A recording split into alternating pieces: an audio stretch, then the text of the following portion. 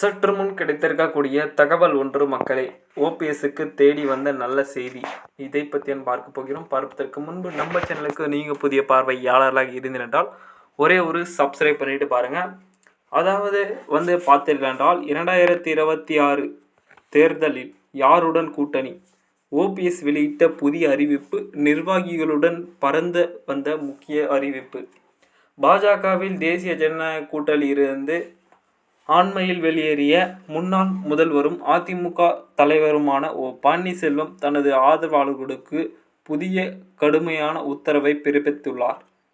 இதனையடுத்து பார்க்கும்பொழுது அதிமுக தொண்டர்கள் உரிமை மீட்பு குழுவின் நிர்வாகிகள் மற்றும் உறுப்பினர்களிடம் கூட்டணி குறித்து எந்த ஒரு மேடையிலும் கருத்து தெரிவிக்க கூடாது. இதை மீறினால் கடுமையான ஒழுங்கு நடவடிக்கை எடுக்கப்படும் என அவர் எச்சரித்துள்ளார். ஓபிஎஸ் வெளியிட்டுள்ள அறிக்கையில், ஜெயலலிதா மறைவுக்கு பிறகு அதிமுக தொடர் தோல்விகளால் மக்களின் நம்பிக்கையை இழந்து வருகிறது. அதனை மீட்டெடுப்பதற்காகவே உரிமை மீட்பு குழு உருவாகியிருக்கின்ற ஒரு சூழ்நிலை இருந்தாலும் கூட உருவாக்கப்பட்டுள்ளது. இந்த நிலையில் சட்டமன்ற தேர்தலை முன்னிட்டு மக்களிடம் விழிப்புணர்வு ஏற்படுத்தும் வகையில் எம்ஜிஆர் ஜெயலலிதா சாதனைகள் மற்றும் அதிமுக ஆட்சியின் குறைகளை எடுத்து சொல்லும் பொதுக்கூட்டங்களை நடத்த வேண்டும் என அவர் தெரிவித்துள்ளார். மேலும் தொலைக்காட்சி விவரங்களில் பங்கேற்கும் செய்தியாளர்களின் தொடர்புகளை கொண்டிருக்கிறார் பன்னீர்செல்வம். இதனிடையே பார்க்கும் பொழுது நிர்வாகிகள் மற்றும் தொண்டர்கள் யாரும் கூட்டணி குறித்து கருத்து கூறக்கூடாது எனவும் தற்பொழுது எடுத்துக்காட்டும் கூறியிருக்கிறார். இதனையடுத்து எந்த கூட்டணி முடிவும் ஒரு ஆலோசனை மற்றும் நிலைமையில் அடிப்படையில் மட்டும் அறிவிக்கப்படும் என அவர் தெரிவித்துள்ளார்.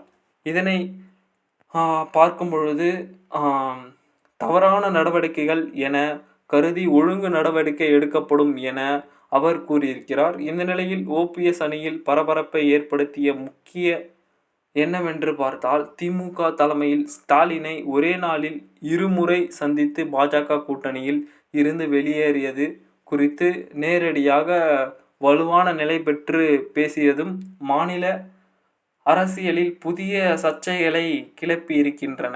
இதனையடுத்து தற்பொழுது தனது ஆதரவுகளுடன் கடுமையான கட்டுப்பாடுகளை விதித்துள்ளார்.